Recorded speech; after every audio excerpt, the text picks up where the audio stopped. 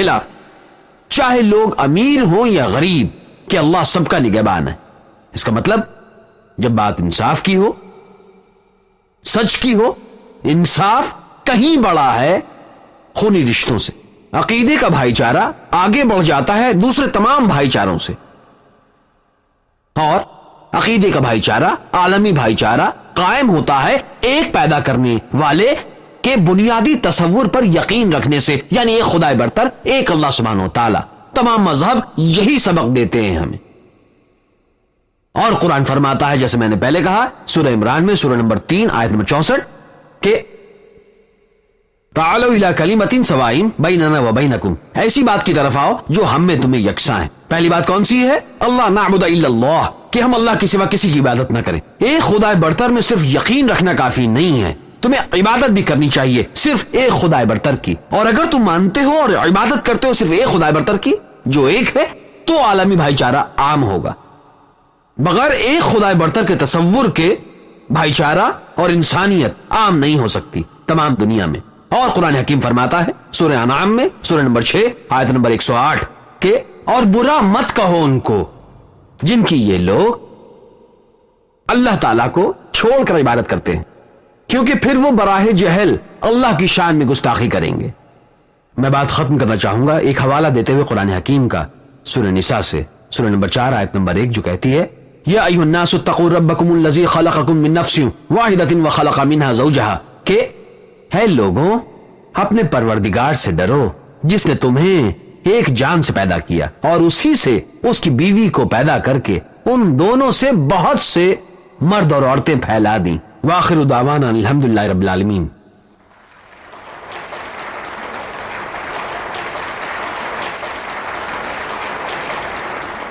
اب ہم شروع کریں گے بہت زیادہ دلچسپ دور، سوال جواب کا دور۔ Advocate Prabhakar Rao Hegde, advocate Hingorani, D C P Saxena, یہاں موجود قابل احترام مہمانان، ہمارے بزرگ بھائیوں اور بہنوں، ہم سوال جواب کے دور کے بعد درخواست کریں گے ہمارے محترم مہمانان سے موضوع پر اظہار خیال کی اور ان کی رائے کی۔ ایڈوکیٹ ہیگڑے، ایڈوکیٹ ہنگورانی اور ڈی سی پی سکسینہ سے ہماری مؤدبانہ درخواست ہے سوال جواب کے دور کے بعد وہ اپنی رائے دیں، اس طرح ہمیں اس دور کا بہتر تاثر ملے گا۔ آج یہاں موجود تمام لوگوں کے فائدے کے لیے ہمارے پاس جو مختصر وقت ہے اس میں ہم چاہیں گے کہ آپ سوال و جواب کے دور میں ان اصولوں کی پابندی کریں۔ پوچھا گیا سوال صرف موضوع عالمی بھائی چارے پر ہونا چاہیے یا اسلام اور تقابلی مذاہب پر بیان شدہ؟ مہربانی کر کے اپنا سوال مختصر اور موضوع پر بیان کریں۔ یہ سوال جواب کا وقت ہے، تقریر کا نہیں۔ آپ کو دیے گئے مائک سے ایک وقت میں مقرر سے صرف ایک ہی سوال پوچھا جا سکتا ہے۔ دوسرے سوال کے لیے آپ کو مائک پر دوبارہ لائن میں آنا ہوگا دوسری بار کے لیے۔ سوالوں کے لیے آڈیٹوریم میں 3 مائک مہیا کیے گئے ہیں، 2 اسٹیج کے ٹھیک آگے بھائیوں کے لیے، ایک میری داہنی طرف اور ایک بائیں طرف، اور ایک اوپر بیلکنی میں ہماری بہنوں کے لیے۔ سلپ پیپر پر لکھے ہوئے سوالوں کو مائک پر پوچھے گئے سوالوں کے جواب دینے کے بعد ہی اہمیت دی جائے گی۔ رضاکاروں کے پاس کاغذ کی سلپس ہیں، اگر آپ کے پاس نہیں ہے آپ ان سے مانگ سکتے ہیں اور سلپس بھیج سکتے ہیں ٹھیک اسٹیج پر رضاکاروں کے ذریعے۔ مہربانی کر کے اپنا نام اور پیشہ بتائیں اپنے سوال پوچھنے سے پہلے تاکہ زیادہ صحیح جواب دیے جا سکیں۔ غیر مسلم مہمانوں کو سب سے پہلے اہمیت دی جائے گی اپنے سوال کرنے کے لیے۔ میں رضاکاروں سے مائک پر درخواست کروں گا مہربانی کر کے اس معاملے کو سنبھالیں۔ ہم اجازت دیں گے ایک مائک پر ایک سوال کی، کلاک وائز نظام کے تحت۔ ایک مائک یہاں، وہ مائک یہاں سٹیج کے نیچے ہے، اگلا اس طرف، ایک بہنوں کی طرف اور اسی طرح اب شروع کرتے ہیں. ہاں بھائی. شکریہ ڈاکٹر نائک، اسلام میں خدا کے تصور کی روشن وضاحت کے لیے. میرا آسان سوال یہ ہے، آپ نے بات کی نسلی بھائی چارے کے بارے میں، زبان کے بھائی چارے، خونی بھائی چارے وغیرہ کے بارے میں، اور یہ رکاوٹیں ہیں عالمی بھائی چارے کے تصور میں. لیکن آپ نے کوئی بات نہیں کی تصور کے بارے میں، کافر کے. میرے خیال میں جو سب سے اہم رکاوٹ ہے عالمی بھائی چارے کے لیے دنیا میں.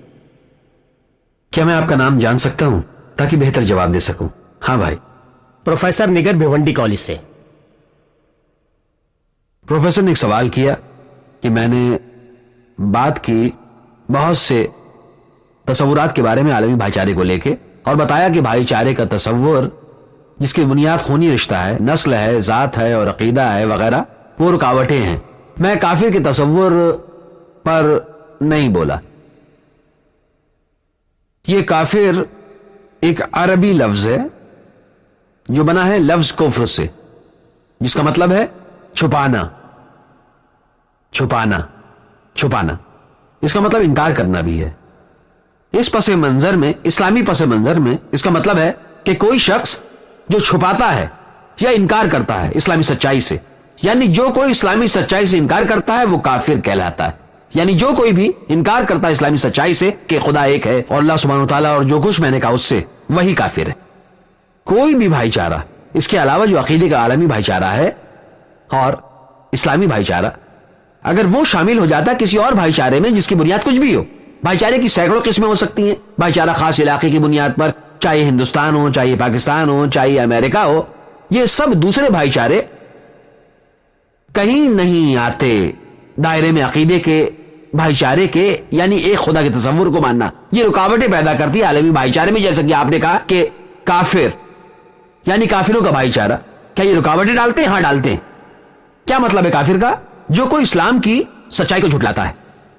کچھ غیر مسلم مجھ سے سوال پوچھتے ہیں، اور ایک کیسٹ میں سوال جواب کے بیچ پوچھا کہ مسلمان کیوں ہمیں گالی دیتے ہیں کافر بول کر؟ لوگ کہتے ہیں ان کی انا کو چوٹ پہنچتی ہے. میں نے کہا دیکھو، کافر ایک عربی لفظ ہے جس کا مطلب ہے ایک شخص جو جھٹلاتا ہے اسلام کی سچائی کو. یہ ایک عربی لفظ ہے. اس انسان کے لیے جو جھٹلاتا ہے اسلام کی سچائی کو، اگر مجھے انگلش میں ترجمہ کرنا ہو تو یہ ہو جاتا نان مسلم. اس لیے وہ شخص نان مسلم جو جھٹلاتا ہے اسلام کی سچائی کو، اسے کافر کہا جاتا ہے. یہ صرف ایک ترجمہ ہے انگلش لفظ نان مسلم کا. اس لیے اگر آپ کہتے ہیں کہ نان مسلم کو ایک کافر مت کہو، میں ایسا کیسے کر سکتا ہوں؟ اس لیے اگر کوئی شخص کہتا ہے کہ مجھے کافر کیوں کہتے ہو، مجھے کافر مت کہو، تو میں کہوں گا کہ اسلام قبول کر لو، میں تمہیں کافر کہنا بند کر دوں گا. یہ صرف ایک عربی لفظ ہے نان مسلم کے لیے. امید ہے کہ یہ سوال کا جواب ہوا. ڈاکٹر نائک، میں ایڈوکیٹ مادھو پھڑکے ہوں.